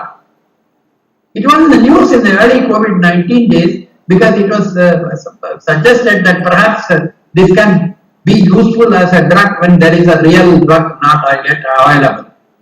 Who are the supplier from the entire world? India. We were the largest producer of hydroxychloroquine, right? This is how did it happen? It happened during when we were in the technology embargo. 1991, we had an economic liberalization. Our markets had to be open. We had to follow the requirement of intellectual property rights, and we cannot violate. Previous to 1991, reverse engineering we could do, license manufacture we could do. Sometimes we use open literature detail, which may be violating IPR, but we were still doing it. But after 1991, that was not possible. The opening of the market. Many people feared that Indian industries cannot compete in an international market and the Indian economy will collapse. It didn't happen. It didn't happen at all. Within a few years, India emerged as a major player in several sectors. For example, we were making parallel computing by our Param. Even last week, a new model of Param was being was being advertised as an achievement. So we made our own growth in parallel computing. We became a major vaccine developer and vaccine producer. In the late 90s, we produced the first hepatitis B vaccine through recombinant methods, not the traditional methods which are already available, but recombinant methods for the first time in the world. And today, we are one of the major producers of not only hepatitis B vaccine, but also several other vaccines like rotavirus and all those things, and we supply to the world. As they came to hydroxychloroquine, they were also looking towards development of other vaccines, including the COVID vaccine. We are one of the players in the COVID vaccine. Globally, there are many countries attempting the development of COVID vaccine. India is one of them. We are not lagging behind. So effectively, the message from this is very clear. The denial regime slowed down some of our programs, but boosted our indigenous capabilities in several sectors. That is basically your self-reliance. The self-reliance came to our rescue in the times of international challenge.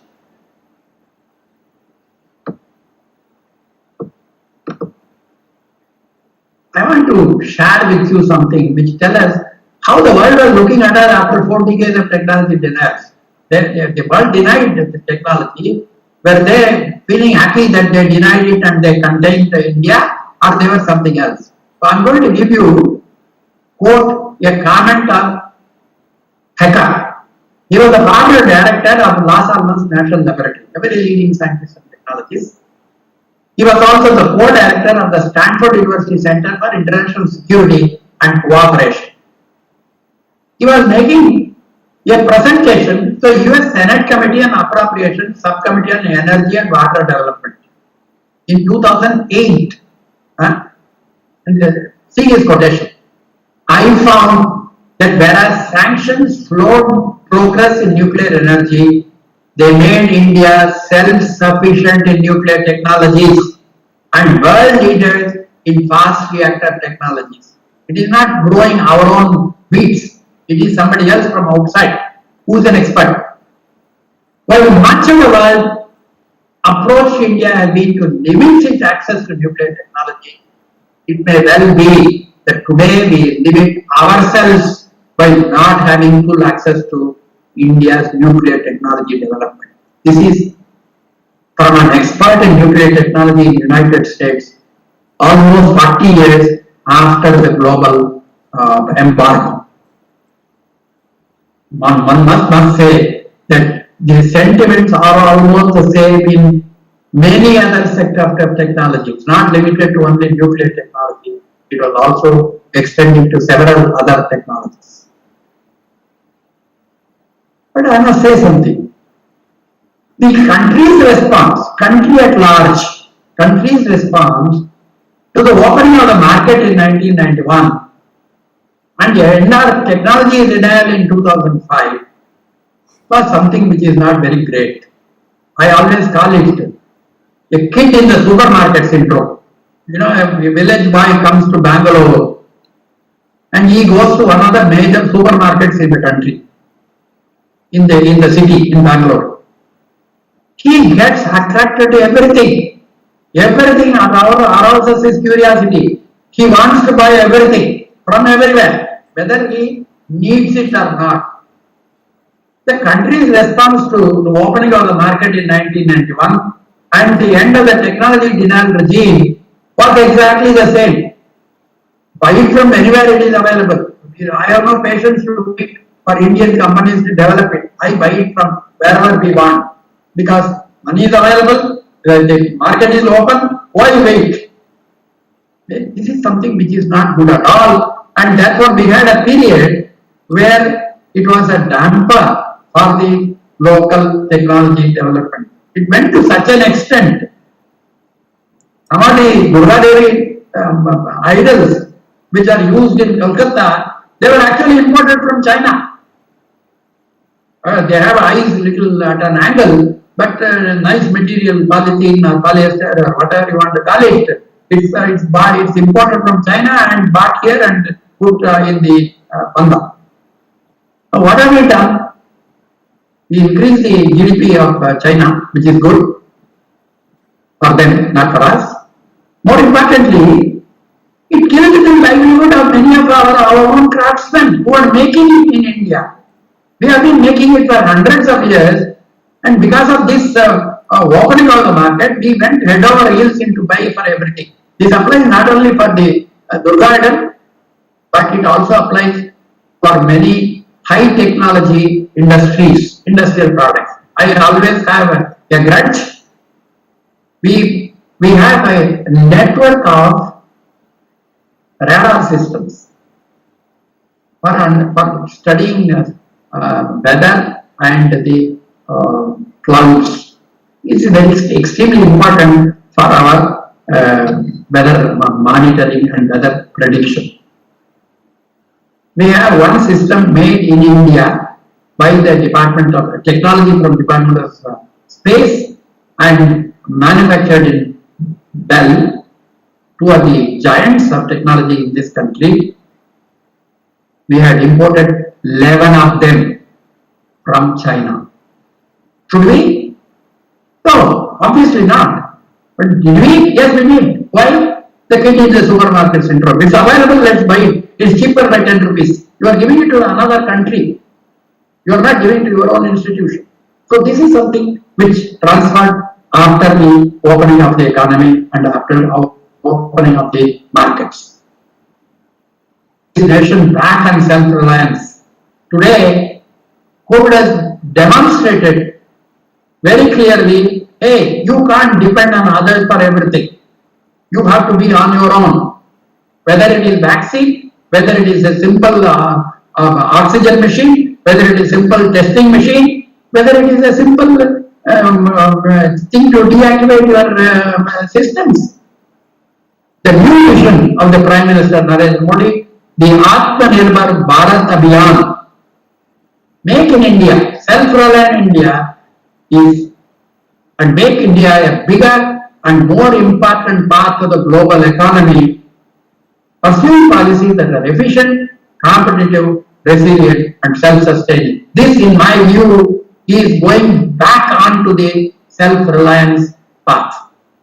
This is absolutely essential for this country because dependent on the international markets alone is not good for the country, and COVID has taught us that measure. That message comes very clearly from our experience with COVID. I also want to touch on another aspect which is related to education and training of the youngsters. This is nurturing innovation and entrepreneurship. Entrepreneurship which converts knowledge and skills into wealth. You want to I know something, I want to convert it into money for my own good. How do I do it? You need to innovate, you need to have the entrepreneurial spirit in you, and you have to do it. US learned it very early, you know. They learned science and technology investment is not only for improving science and technology, but contributing to the economic strength of the country and the military strength of the country. The success of Silicon Valley in California, the Boston technology route, they are all examples of this recognition that you have to nurture innovation and entrepreneurship in science and technology if you really want to get returns on your investments. Many countries like Israel, South Korea, they followed suit and they benefited. They definitely benefited. For example, they tell me whenever I send one small SMS from anybody to anybody else, I send an SMS to Professor Dpt Srivastav, in Israel gets a small money as the royalty for the IPR. That is a new way of recognizing your strengths. India is not unaware of this. We knew it. This message is known, but we have learned it from United States. Our own boys and girls went to United States, helped them to do it, and we know, yes, we can also do it in India. We started, the Department of Science and Technology started science and technology entrepreneurship paths in many of our universities. They started technology business incubators. They help you to build a business model out of this. They were also introduced. Yes, recently, 20 years before maybe. But the problem is the same. Our requirements is in thousands, we have in tens. Numbers, we have a problem. We also put in place institutional support for development and adaptation new technologies. The Technology Development Board of the Department of Science and Technology was specifically to make financial help to new entrepreneurs, people with new ideas. The hepatitis B vaccine by Bharat Biotech was nurtured by Technology Development Board. They came from abroad, and it was Technology Development Board which helped them to establish that capability in India, establish that laboratory in India, and today they are a world supplier of vaccine in several areas, several diseases. Similarly, there is a Biotechnology Industry Research Assistance Council which helps industries and individuals to launch biotechnology initiatives. Biotechnology is the technology of the future. There are several industries and financial institutions. They have also taken up seed funding, venture financing and mentoring. Yes, two things. Number one, we don't have enough in numbers. It is still a small number. Country size is much bigger than the investments in these initiatives. More importantly, we also need a coherent policy for this. When you take from an innovative idea into the marketplace, there are three distinct phases. Number one, is the technology right choice? Yes, the scientist thinks it will work, it may not work. So he needs some support to test whether it works. So, and it can fail. So technology failure is something which needs to be taken into account. When the technology is available, it may not sell in the market. There could be competitions in the country, outside the country. It may not be possible, it is not cost effective. So market failure can take place. There are some people who are always trying to take away some money and run away. Frauds. Now we have to differentiate between technology failure, market failure and fraud, deliberate fraud. Unfortunately, our systems, audit systems, which we inherited from our previous rulers, the colonial rule, says failure is failure. Net result is there is a joke. The joke says, if you fail in a new technology in United States, you add it to your curriculum vitae. But I tried a new idea, it didn't work out, I failed, so let me try something else. So you add it to your CV. It's a credit to you that you are willing to try new things. In India, if you fail in your first idea, even your wife will not look at your face because you will be branded as a failure and possibly a fraud. This is not policy which encourages innovation and entrepreneurship. We have to correct it. We are trying to convince the people in authority that this needs to be done. But on the other hand, the COVID pandemic has brought innovation and entrepreneurship to the forefront in all sectors. Now everybody recognizes innovation and entrepreneurship is not a luxury, it is a necessity for the country. One might ask, are there opportunities for innovation and entrepreneurship for students and citizens? Okay, you are a student of MSc, you are a student of PhD, you are a research scientist in some institution. I understand. What about the students in a school or a citizens at large, a housewife? Innovation does not recognize your degree. Anybody can be an innovator. It could be a PhD scholar, it could be a seasoned scientist, it could be a student, it can be a housewife. Anybody can be that. So, two decades before, the government started what we call the National Innovation Foundation. Their main mandate is identify and nurture grassroots innovators. Doesn't matter what is their qualification. Doesn't matter whether they are employed or not employed. Doesn't matter the situation. Is there a good innovative idea which they have come out?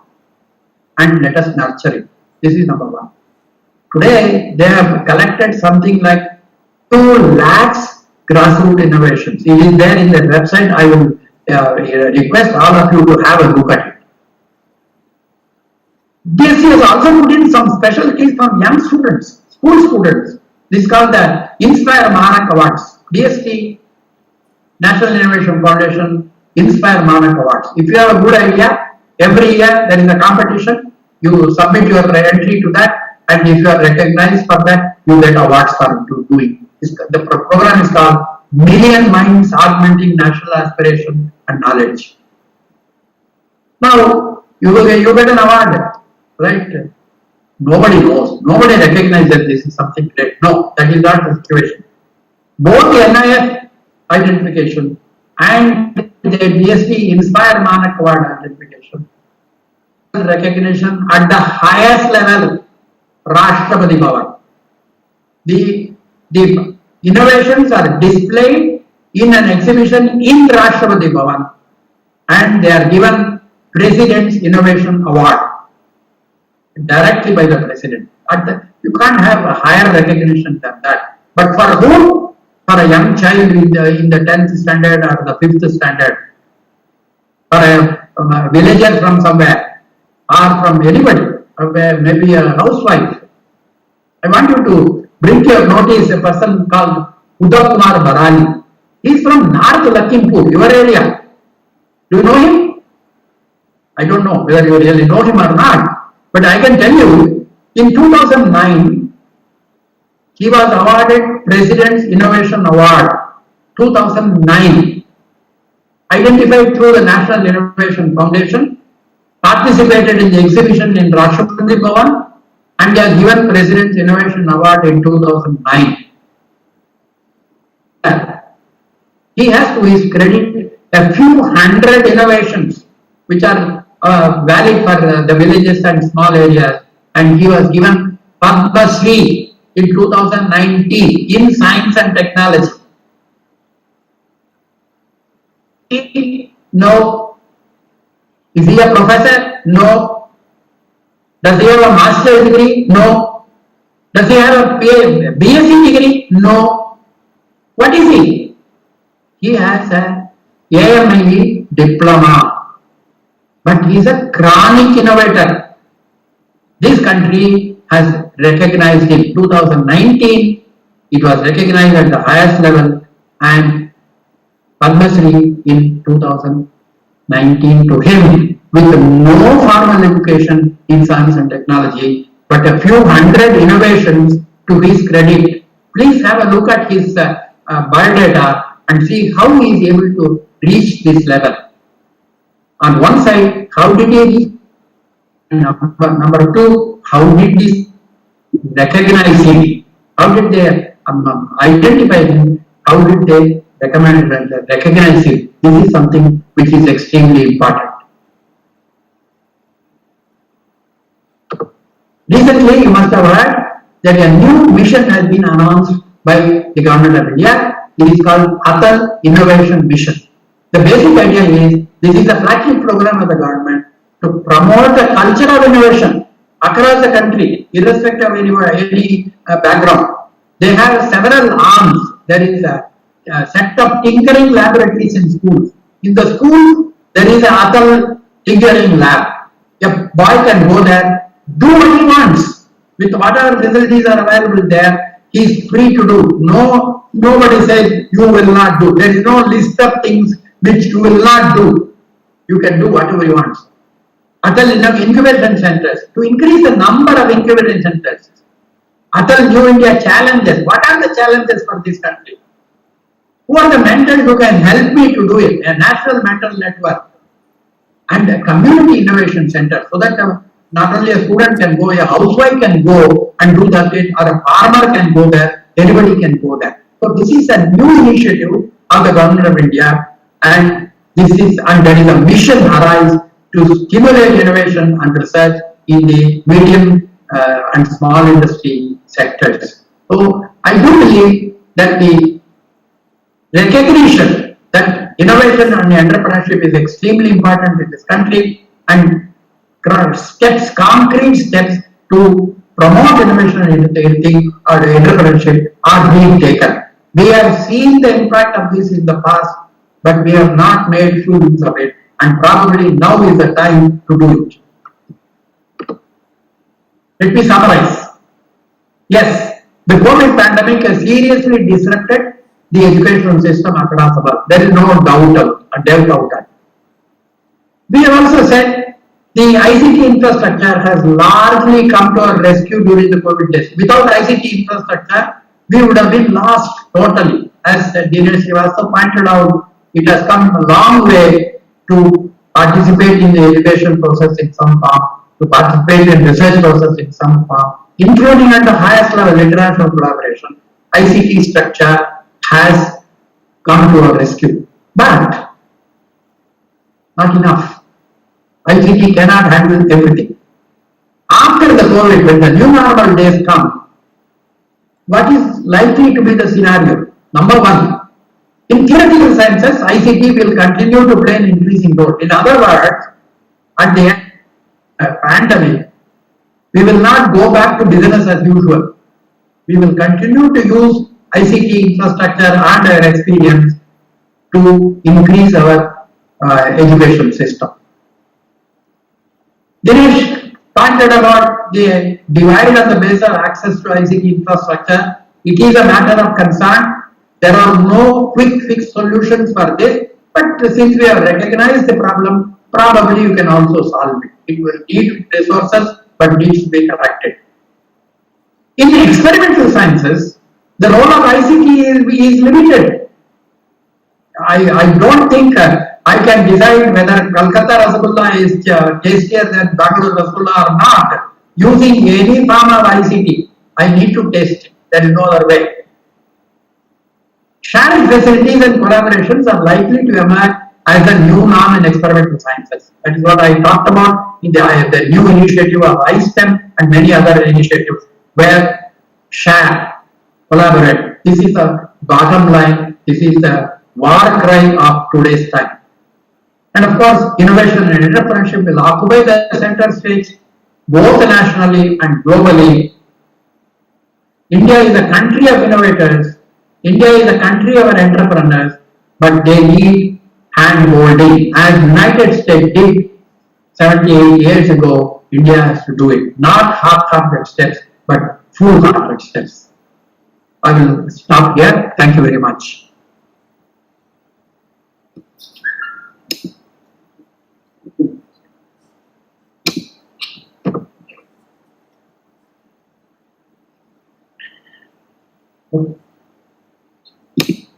Hello? Yes. Can I hear? Yes, we can hear you. Yeah, I'm including my presentation.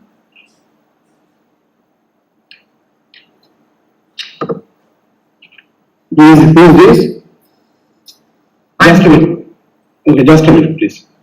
So let me thank Professor Ramamurthy for his enlightening and thoughtful talk. He has pointed out that the observation and analysis are two main tools of learning.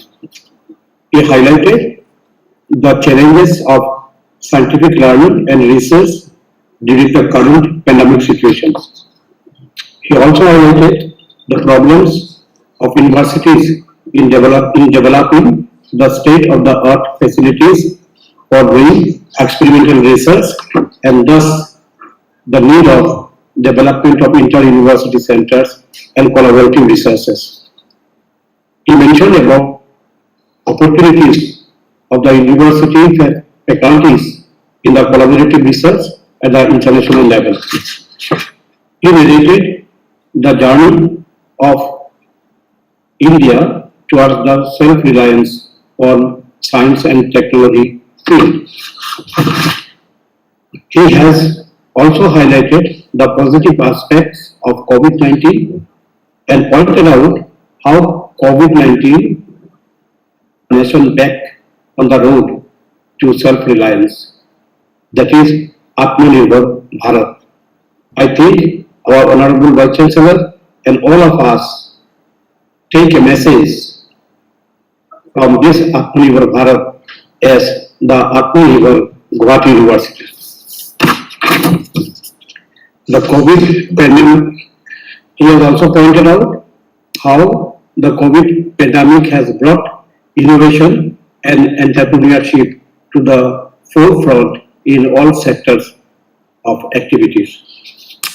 I once again thanks on the part of the organizers to both the invited speakers, Professor V.S. Ramamurthy and Professor Dkt. Basav. So, before we end this academic session, I would like to invite a few questions from our audience, if at all. So, it's open for discussion.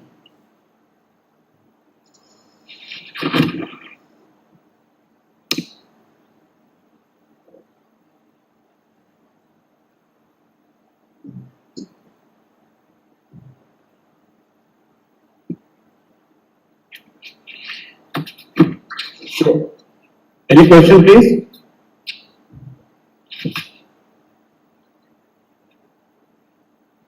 So, if there is no question, may I ask to Professor Ramamurthy and also to Professor Dkt. Srivastava that if there is any initiative on the part of the Government of India to introduce activities on artificial intelligence in various universities, because I have been given an understanding that in near future a large number or most of the experiments would be performed through using artificial intelligence and that three-dimensional audiovisual form. So, because I don't know, there are many universities have already started thinking on this or introducing this facility in their respective universities. Now, is there part? We might not have enough fund. So, anyone of us or anyone of the speaker can enlighten on this. Maybe Professor Ramamurthy first. The Department of Science and Technology has a focus program, a new program on artificial intelligence research. Now, as you are aware, when you say Department of Science and Technology, the support includes support to educational institutions. In fact, they give a priority for educational institutions. So my feeling is the answer to your question, yes. Are there initiatives by the government to promote research in artificial intelligence in the universities? Yes. But at the moment, the onus of starting this rests with the universities. Unless there is a proposal from the university to the DST, they are not going to give money. They are not going to distribute money. They are going to say project proposal wise in the standard DST mode. You propose a project to the DST, DST provides the money for that. Okay, thank you. Surely our Vice Chancellor is here. He might take some initiative from our university side to submit proposal to DST. Thank you very much. So, is there any other question?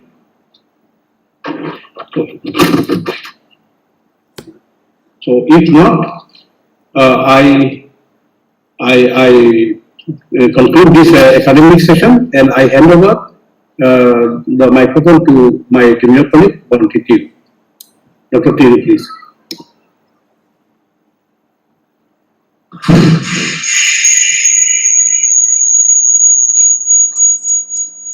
I thank the HOD Department of Physics, Professor B. Bhattacharya sir, for chairing the session. And now I invite Dr. B.J. Medhi for the vote of thanks.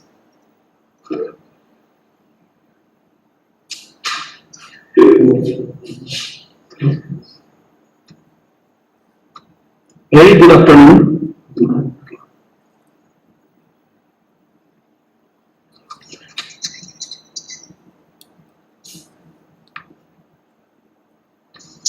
Honorable Vice Chancellor, Guwahati University, Professor P.J. Hendik, our most valued speaker, renowned scientist and educationist, Padma Bhushan Professor V.S. Ramamurthy, former Director of National Institute of Advanced Studies, IISc Campus Bengaluru, and former Secretary, Department of Science and Technology, Government of India, Professor Dkt. Srivastava, former Energy Cyclotron Center, Kolkata, and Homi Bhabha Chair Professor, National Institute of Advanced Studies, IISc Campus Bengaluru, respected Chairperson of this webinar and Head Department of Physics, Professor B. Bhattacharya, respected faculty members from our department and university, from different university, colleges and institutions in our country, research scholars, and my dear students. It is my privilege to have been asked to propose vote of thanks on this occasion. At the outset, I, on behalf of Department of Physics, Guwahati University, extend a very hearty vote of thanks to our Honorable Vice Chancellor, Guwahati University, for inauguration of this event and inaugural speech. Sir, We are really grateful to you for sparing your valuable time in spite of your very busy schedule. Thank you very much, sir. I would like to thank today's speaker, Padma Bhushan, Professor V.S. Ramamurthy, renowned nuclear physicist, for his scientifically motivated talk. Parallelly, I would like to thank Professor D.K. Srivastav for his most valuable and inspirational talk. On behalf of our entire team, we extend our heartfelt thanks to both of you for sparing your valuable time in spite of your busy schedule and with us throughout the event. We are really grateful to you. Thank you, sir. Thank you very much. I would like to extend our sincere thanks to the chairperson of this webinar, Head Department of Physics, Professor B. Bhattacharya sir, for his welcome address and taking pain to hold this timely national webinar. During the entire process, we have learned many new ways from you to tackle the bottlenecks in organizing such academic events. Thank you, sir. I would like to express sincere thanks to my co-convener, Dr. B. Tiru, organizing committee members, Dr. Kalpana Bura, Dr. Sanjeev Kolita, for their efforts to realize this webinar. I would like to take this opportunity to place on record our hearty thanks to Mr. Pranjal Sharma, Mr. Somen Dupe, NGC Broadband Company, Guwahati University Web Management System, Google Meet, YouTube, entire technical and non-technical staff, Department of Physics, Guwahati University, for their perfect logistic support, without which it could not have been possible.